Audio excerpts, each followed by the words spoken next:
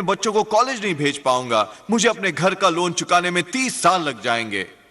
शायद ये सच हो दुनियावी तौर पर हम सेवा कर रहे हैं अलौकिक परमेश्वर की। अब मैंने सीखा है कि वो धमाकेदार आशीषें देते हैं। ये वो वृद्धि है जिसकी आप आशा नहीं कर रहे थे। एकदम अचानक ही एक कर्ज खारिज हो जाता है, एक नया प्रोजेक्ट शुरू हो जाता है, आपको कोई विरासत मिल जाती है और आपकी प्रॉपर्टी की कीमत दुगनी हो जाती है। यह है धमाकेदार आशीषें, आशीषें जो आपको एक नए स्तर पर धकेल देती हैं। अब मैं इसे आपकी आत्मा में उतार देना चाहता हूं। परमेश्वर आपको आशीष देना चाहते हैं आपकी तनख्वाह से कहीं ज्यादा। वो आपको आशीष देना चाहते हैं आपकी सामान्य आय से कहीं ज्यादा। परमेश्वर आपको बढ़ाएंगे असाधारण तरीकों से।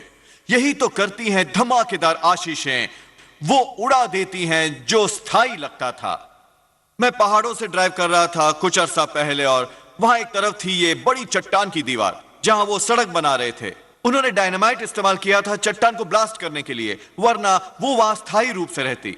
हम सबके जीवनों में कुछ बातें हैं जो स्थायी लगती हैं। शायद ऐसा लगे कि हम कभी कर्ज से नहीं निकल पाएंगे, कभी सपने पूरे नहीं कर पाएंगे, हम उसी स्तर पर अटके रहेंगे अपनी बाकी की पूरी जिंदगी। पर बिल्कुल उस चट्टान और डायनामाइट की तरह परमेश्वर के पास विस्फोटक आशीषें हैं जो उन बातों को हटा देंगी जो हमें परमानेंट लगती हो। परमेश्वर के अनुग्रह का एक ही स्पर्श आपके कर्ज को उड़ा सकता है। एक अच्छी ब्रेक आपको नए स्तर तक उड़ा सकती है। एक अलौकिक कार्य आपको ले जा सकता है बस काफी नहीं वाले प्रदेश से कहीं ज्यादा काफी वाले प्रदेश में। मैं इस दंपति को जानता हूं। उनकी एक बेटी है जिसके दिल में डिफेक्ट था और उसे बहुत ही सघन सर्जरीज करवानी पड़ी।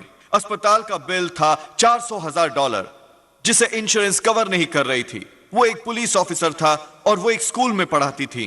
ऐसा लगता था कि जैसे वो जीवन भर ये कर्जा ही चुकाते रहेंगे।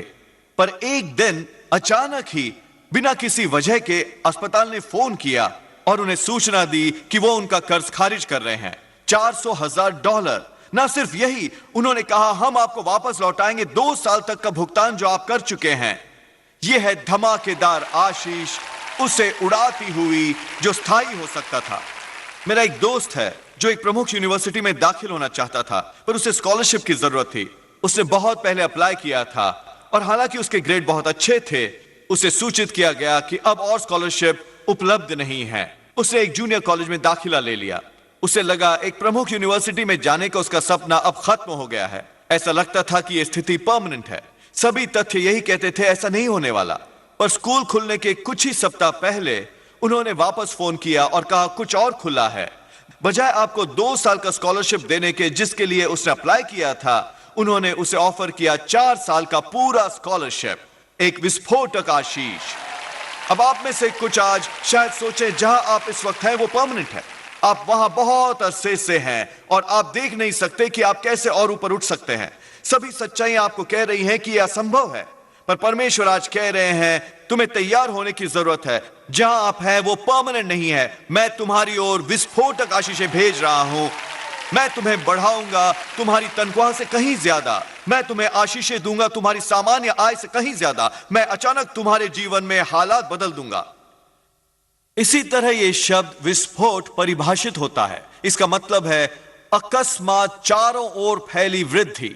यही परमेश्वर करना चाहते हैं हम में से हर एक के लिए। अचानक आपको इसकी उम्मीद नहीं थी। यह सामान्य नहीं है और यह छोटा भी नहीं है, यह मीडियोकर नहीं है, यह है विस्तृत फैली वृद्धि। इसका मतलब है कि यह इतनी कमाल की है, अब जान लेते हैं कि इसमें परमेश्वर का हाथ है। यही हुआ एक सज्जन के साथ। वो कुछ अरसा पहले चर्च पर आया और उसने बहुत बड़ा डोनेशन दिया हमारी मिनिस्ट्री के नाम। यह उसका दशमांश था। उसने बताया कि कैसे उसे एक विरासत मिली किसी एक पारिवारिक सदस्य से जिससे वो पहले कभी मिला भी नहीं था। असल में उसे तो यह भी नहीं पता था कि वो रिश्तेदार हैं, पर इस व्यक्ति ने उसके लिए वरदान छोड़ा जिसने उसके परिवार को एक नए स्तर पर धकेल दिया। वो न केवल अपने घर का कर्ज चुका सका, पर उसने कई और लोगों के घर का कर्ज भी चुका दिया। मुझे आपके बारे में तो पता नहीं, पर मैं विश्वास कर रहा हूं किसी खोए हुए रिश्तेदार के लिए जो कहीं हो और विस्फोटक आशीष की। प्रेरित पौलुस इसकी बात करते हैं इफिसियों 2 में। वो कहता है हम देखेंगे असीम, मापा न जाने वाला अपार कृपा और परमेश्वर का महान अनुग्रह। वो कह रहे हैं कि हम ऐसा अनुग्रह देखेंगे जो हमने पहले नहीं देखा। संसारिक तौर पर शायद लगे कि आप कभी अपने सपनों को साकार नहीं कर पाएंगे। आपने पहले ही हिसाब लगा लिया है कि कैसे आप कभी कर्ज से बाहर नहीं आ पाएंगे। पर परमेश्वर कह रहे हैं, तुमने मेरी विस्फोटक आशीषें नहीं देखी हैं, तुमने अभी मेरी असीमित कृपा और अनुग्रह नहीं देखा है। मेरे पास आशीषें हैं जो तुम्हें आगे उछाल देंगी। मेरे पास वृद्धि है जो आपके सामान्य हिसाब किताब से कहीं आगे है। मैंने पाया है कि परमेश्वर हमेशा हमें नॉर्मल इंक्रीमेंट से नहीं ले जाते। कभी कभी वो हमें बढ़ा देते हैं थोड़ा थोड़ा करके। हमें वफादार होना पड़ता है दिन और रात।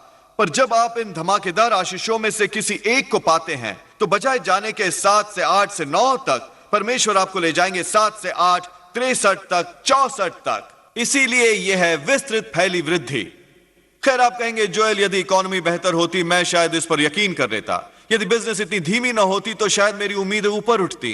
ये कोई समय नहीं है वृद्धि की बात करने का, कोई समय नहीं है कर्ज चुकाने की बात करने का। मैं बस बने रहना चाहता हूं।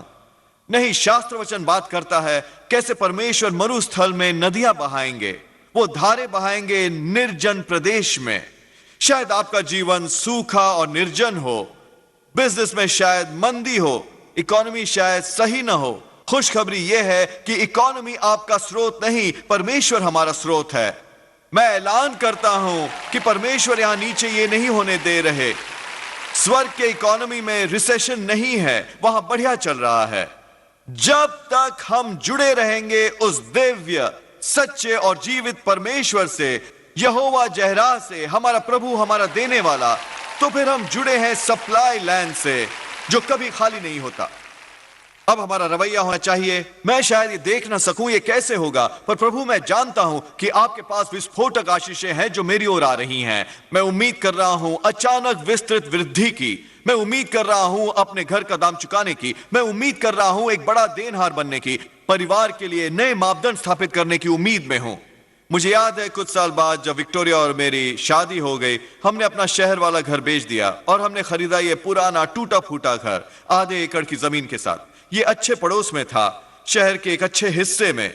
जिस दिन हमने प्रॉपर्टी की डील फाइनल की, हम बाहर खड़े हुए थे और इस महिला ने अपनी गाड़ी खड़ी की और हमारी तरफ आई। वो एक रियल्टर थी। उसने कहा, आपने अभी अभी ये प्रॉपर्टी खरीदी है, अब मेरे पास एक क्लाइंट है जो आपको इसका 25% ज्यादा देगा उससे जो आपने दिया है। हम भौचक्के रह गए। हमने कहा, हमें माफ करें, हमें दिलचस्पी नहीं। उसने तुरंत कहा, 50% के बारे में क्या कहेंगे? हमने कहा, नहीं, हम सचमुच ये प्रॉपर्टी खुद रखना चाहते हैं। उसने कहा, खैर, कांग्रेचुलेशंस, तुमने अपना सपनों का घर खरीदा है। हमने सोचा वो क्या कह रही हैं, ये तो 60 साल पुराना घर है, ये कोई सपनों का घर नहीं है, ये टूटा फूटा है। ज्यादातर लोग तो इसे गिरा देते। हम इसकी मरम्मत करके इसमें रहने वाले थे। हमने पूछा, मतलब क्या है? उसने हमें समझाया कि कैसे वो इस इलाके की डीड रिस्ट्रिक्शंस बदलने ही वाले हैं। तो हम प्रॉपर्टी को 2 हिस्सों में बांट सकते थे। बजाय एक प्लॉट में एक ही घर बांधने के आप उस पर 2 घर बना सकते थे।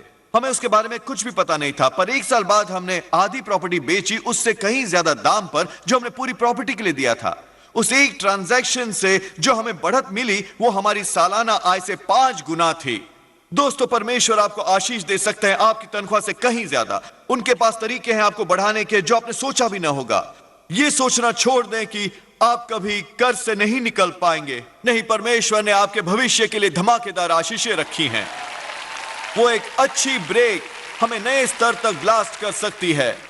उस वृद्धि से न केवल हम स्वयं एक बड़ी आशीष बन सकते हैं, हमने अपनी आमदनी का दशमांश दिया, हमने चंदा दिया दूसरों की मदद के लिए, साथ ही हम उस पुराने घर को गिराकर अपने लिए एक नया घर बना सके।